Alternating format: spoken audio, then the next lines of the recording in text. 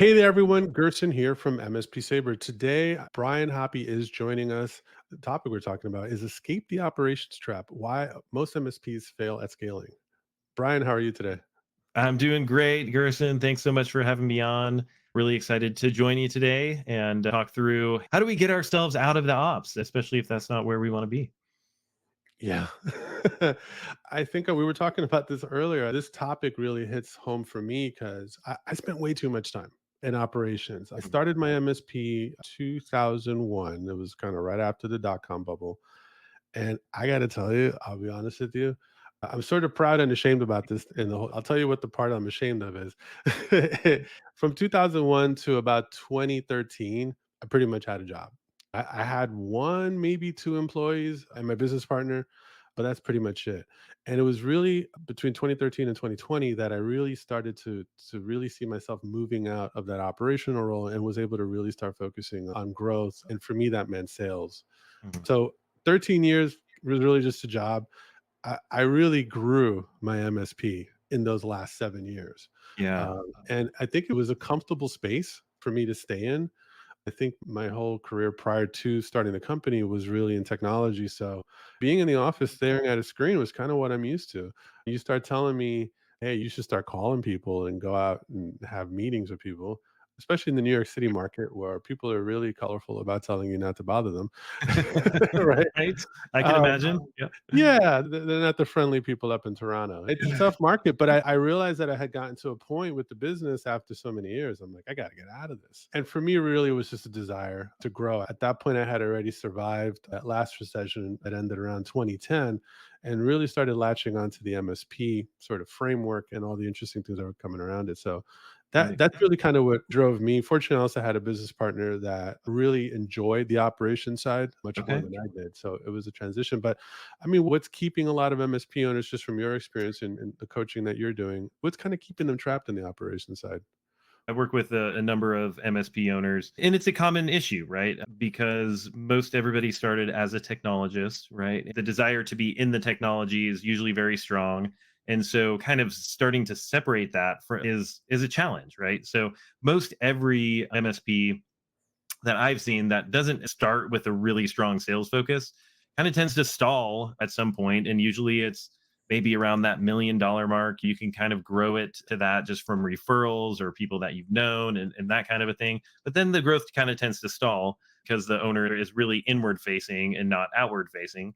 One of the big things that I see, and I tell people this all the time, is if I look at your time and what time you spend inside the business, I can usually tell whether you're going to be a high growth company or not. Because if you're spending more than half your time on operations and not growing the business, then it's going to be hard to grow, right? Conversely, if you're spending more than half your time out there talking with people, networking, getting referrals, generating leads, I could tell you, yeah, you're probably going to be relatively successful in what you're doing. So yeah, I think it's a challenge of just how the mindset and the general, maybe the general personality of most IT business owners, MSP owners, and then just what you're used to, right? You like being in the office behind the screen, you like dealing with the technical details and all that goes along with that. So it's kind of difficult to kind of let go of that and say, okay, I'm going to trust that to somebody else so that I can go do other things that are going to really help the business grow. So, yeah. Yeah, I know for me, I think at first it feels like you're chasing. The biggest key in sales is following up, which I think is where a lot of people fall down. Mhm. That's true when you are in the MSP operations side, but most of the time people are, they're hunting you down. They're chasing you down to get something resolved. So now you're in the opposite side, going after talking to people that most of the time, at least 80% of them probably don't want to really talk to you because they just, Right. they don't feel that you have anything of value to them at that point. So it's such a stark difference from from the operations side. You've got Yeah. your friendly guests, sorry, friendly clients that you love and they like you, and so now you're kind of going to this cold place where people are just rejecting you all the time. And I think it's easy to kind of like push you back into the office. It's like, you know what, this isn't fun. So Yeah. Yeah. If it feels not fun and something that you don't like to do and all of that, it can definitely be a challenge. And it could be helpful to bring in somebody to help with that. That's like their wheelhouse, if you will, at least as far as kind of picking up the appointments in the first place, because most MSP owners usually don't mind actually going and having those conversations with the client. They're most everybody is really, really good at that. The question becomes, okay, well, how do I actually get those meetings, right? Because at the end of the day, you want to talk to somebody who might be interested in using your services. So how do you get those meetings? And that becomes the real challenge at that point. So yeah. Right, and at that point, it's, that's less sales, and I make a point of that because some people, like, mix sales and marketing, and then at that point, now you're talking about more marketing and probably even more specifically, lead generation. If you don't even have a database and sales is what you're trying to transition into, there's a Mhm. lot of work there before you're even gonna be able to start actually sitting across from people and making an offer or giving them a proposal. I think kind of all that work that needs to be done ahead of time, whether it's finding a partner or figuring out you're gonna, develop that skill to develop leads internally, it's just more it's more things that are just gonna keep you from even wanting to start. Yeah. So I mean, is sales really kinda like the only place that an owner should think about going? Because I know obviously owner-led sales is still kind of the most effective type of sales, right? That person, they've got the messaging in, they probably even have a lot of other stuff that they haven't articulated to other people, but it's all in their head, so it's easier for them. So again, sales is the only other place that they can really go to if when they're trying to transition out of sort of the day-to-day? No, not at all. I usually like to look at it as what is in your unique gifting as an owner, right? And there are some owners that are like, "Hey, I want to be in tech and that's it." Well, that's fine, but in order to grow, you'd have to hire somebody to kind of do the business growth piece of it, right? So the next place you would think about going is to more of a strategic type of role where you're actually looking at, okay, what does the business as a whole need in order to grow? And how do I set up the structure for that? Right. So thinking about vision and where are we trying to go and who are we as a company and really clarifying that, thinking about the culture piece and what do we want the culture of this business to be? And then being kind of the culture champion for the entire organization. And or maybe you're a finance person, you love the finance piece and you want to spend time in there and kind of crunching the numbers and figuring out which levers to pull to increase profitability and all of that. So there's lots of other options, but I do continually go back to, like you said, owner led sales is the most effective, especially if you're, let's say, sub 10 million MSP. You've got to be involved at some point in that sales process, even if it's just that last like business owner to business owner conversation to say, hey, I'm going to be here for you. We're going to take really good care of you. It gives that extra level of confidence to your prospects. And so I always recommend the owner being involved in some measure in the sales. Figure out which part of it that you enjoy and invest in it in that space. Right. Yeah. Maybe you're not comfortable with the initial first time appointment, which I've heard a lot of owners, that's just not, Yeah. unless it's a very large deal or it's bigger than what their average is. A lot of owners, they'd probably rather be brought into that second meeting when they know Mhm. it's sort of a little bit more meat on the bone. Yeah. One of the other things also you had mentioned before, which I think is really key before we hit record on this, you brought up metrics and kind of how that plays a really important role, whether you're trying to transition out to sales or really just as an owner trying to transition out to something else. You mentioned metrics as kind of being a way to really start kind of getting control around that and kind of start working those metrics, ideally on a weekly basis, regular basis with Yeah. your leadership.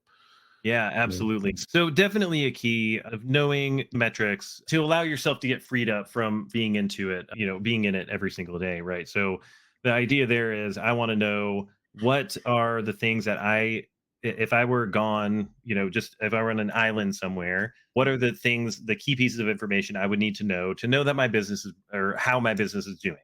For the service desk, it could be things like number of tickets, number of new tickets, number of tickets resolved, the open to close ratio of tickets. It could be a customer satisfaction metric, how many hour or what's the utilization of my techs. Lots of different metrics that are possibilities there, but understanding those and having a target for those and being able to look at them on a weekly basis is really big key for you to have that peace of mind. The famous line, I can't remember. I think maybe it was Peter Drucker who said it, which is what gets measured gets managed, right? So Exactly. if you're measuring the key things inside the business, you can be fairly certain if they're the right metrics that your business is doing okay so that you can take a little bit of a step back. Yeah. And to your point about if they're the right metrics, to me, I'd be like, start small. Just make sure there's some key metrics there. And if you are transitioning away like out of a role. Let's say maybe you're a small MSP and kind of in some degree you were always the service manager or at least sort of Mhm. the part-time service manager. Get two or three or four metrics in there that you know are key indicators that everything is being managed well. Obviously, it's not going to give you the full picture, but at least you can start having an indicator.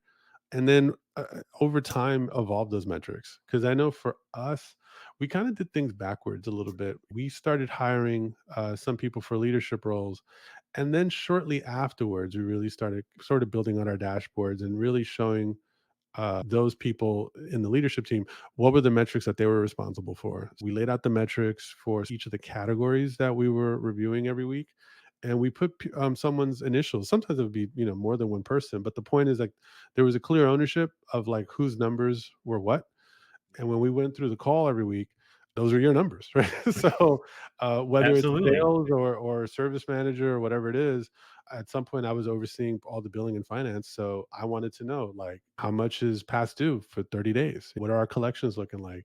Where we are on contract renewals. That was a Mhm. kind of a big thing for us because before I had any help, it was kind of like an ad hoc thing.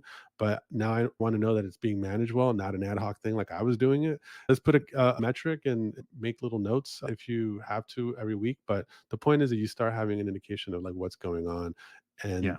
that in and of itself gives you a little bit more confidence in giving those people more control. And Yeah, and brain space. It's a great idea, not just in the service department, but the business overall, right? Like sales absolutely, metrics yeah, and yeah, marketing, whatever it yeah, is, like how many emails, how many social media posts, whatever are those numbers that you think are indicative of things being done right. Start having someone be responsible for those numbers. It shouldn't be all one absolutely. person for those numbers. It should be the service person responsible for the service numbers and so on. Yeah, yeah, and super important to have a name that's responsible for that, right? So dealing with the issues when they come up and they're Right. off Yeah. track, off Yeah. target, I etc. mean, Yeah. it got to a point that I think I was really happy that if for some reason the person like just had to be at a client or Mhm. even if they were out sick, they made a point to update their numbers, and sometimes if they could, they would actually just jump on the call because typically our calls would be for those metric reviews, typically be kind of first thing in the morning. So the person would just jump in and be like, "Hey, I'm out sick or whatever. I've got some other stuff going on." But they just really wanted to answer for their numbers, and to me, that was like indicative of really being where you want to be, where the person's really taking ownership of those numbers, whether they were good or bad. They want to be there and sort of tell the story behind them. Yeah, absolutely. Makes total sense. Yeah, and the other thing also we talked about was just trust, and it's so key to for if you're trying to transition out of operations and other people are sort of taking over your responsibilities, they need to know that you trust them. Uh, Mhm. Yeah. otherwise, it's just not going very far. I don't know what's your Yeah. experience been with that. Yeah, absolutely. I think what we run into a lot, or what I run into a lot, is like somebody kind of raises somebody up, promotes them, makes them maybe a team lead or something like that. Mhm. And then they're like, okay, now you're responsible for X, Y, and Z. They give them responsibility, but they don't give them authority. It's so important when you're delegating a function to somebody. You got to make sure that they know what they're doing, right? So you got to train them. You need to know that they've got it. And then you step back and you become like a coach, right? So you're saying, like, hey, I'm putting you in the game. The players on the field, I mean, the coach can kind of shout at him from the sidelines, but it's more or less, it's like, hey, you go do your thing.